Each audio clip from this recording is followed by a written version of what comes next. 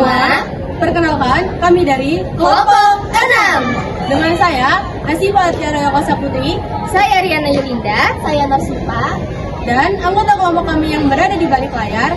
Yang pertama ada Eva Yuniarti sebagai kameramen, Gracia Waramba sebagai editor, dan Hafiz Alansyah sebagai pemegang kertas konsep.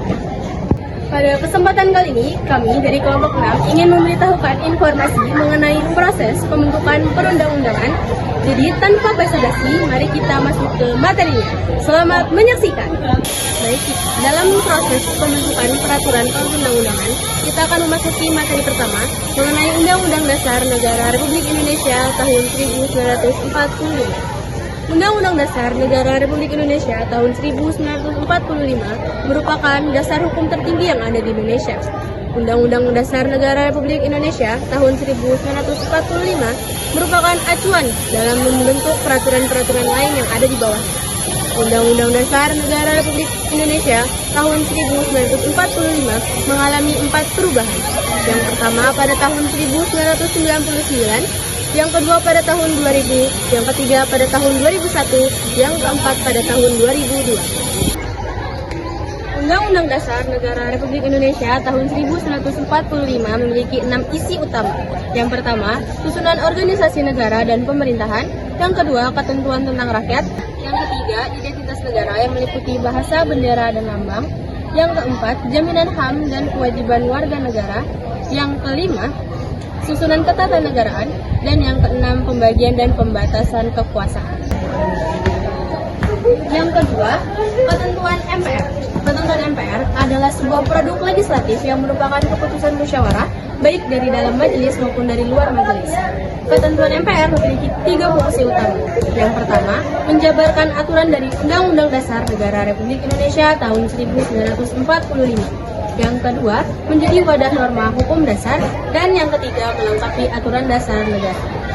Ketentuan MPR dilaksanakan dalam 2 bidang. Yang pertama, bidang legislatif, yang kedua, bidang eksekutif. Di bidang legislatif itu peraturannya diambil dari undang-undang, sedangkan di bidang eksekutif diambil dari keputusan presiden.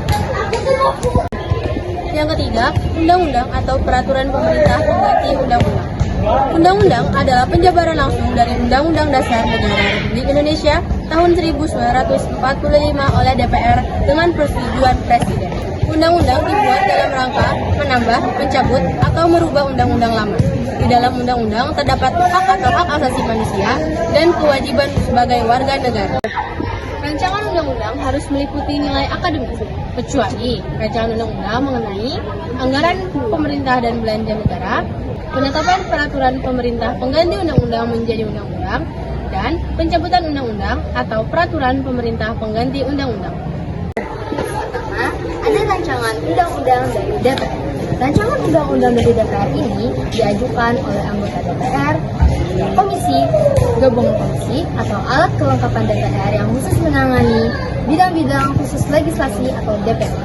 Kemudian, ada juga proses-proses pembuatan rancangan undang-undang DPR ini yang melalui 3 tahap. Di antaranya, tahapan pertama yaitu rancangan undang-undang dari DPR disampaikan dalam surat pimpinan DPR kepada Presiden. Kemudian, tahapan kedua, Presiden akan menugaskan menteri yang akan mewakili untuk membahas rancangan undang-undang tersebut dengan DPR dalam jangka waktu paling lama 60 hari. Kemudian, tahapan yang ketiga, rancangan undang-undang yang telah disetujui bersama DPR dan Presiden itu kemudian akan disahkan oleh Presiden menjadi undang-undang. Kemudian, yang kedua, ada rancangan undang-undang dari Presiden yang meliputi 4 tahap. Yang pertama, ada disiapkan oleh menteri atau pimpinan lembaga pemerintah sesuai dengan undang. Kemudian, yang kedua, Presiden mengirimkan surat kepada DPR disertai naskah RUU dan penjelasannya, serta menunjuk menteri untuk membahasnya. Kemudian, tahapan yang ketiga, ada DPR wajib mulai membahas dalam waktu maksimal 60 hari setelah surat diterima. Kemudian tahapan yang terakhir atau tahapan yang keempat, yaitu jika disetujui oleh DPR dan Presiden, maka RUU tersebut akan disahkan menjadi undang-undang oleh Presiden. Kemudian ada tahapan yang kedua, yaitu rancangan undang-undang dari DPD. Rancangan undang-undang dari DPD ini disampaikan secara tertulis dari pimpinan DPD kepada pimpinan DPR dan harus disertai dalam naskah akademik. Kemudian, proses pembuatan undang-undang dalam rancangan yang dimasukkan oleh DPD ini tadi melalui beberapa tahap, di antaranya sebagai berikut. Tahapan yang pertama, DPR akan mengajukan usulan rancangan undang-undang kepada DPR secara tertulis. Kemudian, tahapan yang kedua, DPD akan membahas rancangan undang-undang tersebut bersama yang diusulkan oleh DPD melalui alat kelengkapan DPR. Kemudian, tahapan yang ketiga, DPR akan mengajukan rancangan undang-undang tersebut secara tertulis kepada Presiden.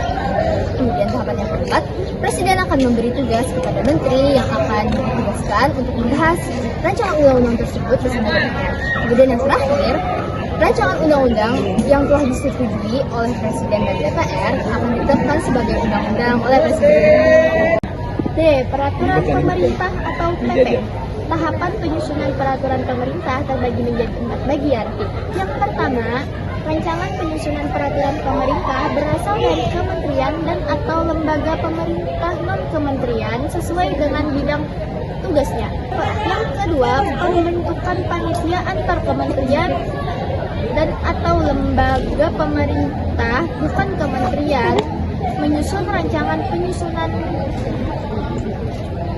peraturan pemerintah. Yang ketiga, menteri yang menyelenggarakan urusan pemerintah di bidang hukum mengordinasikan rancangan PP tersebut.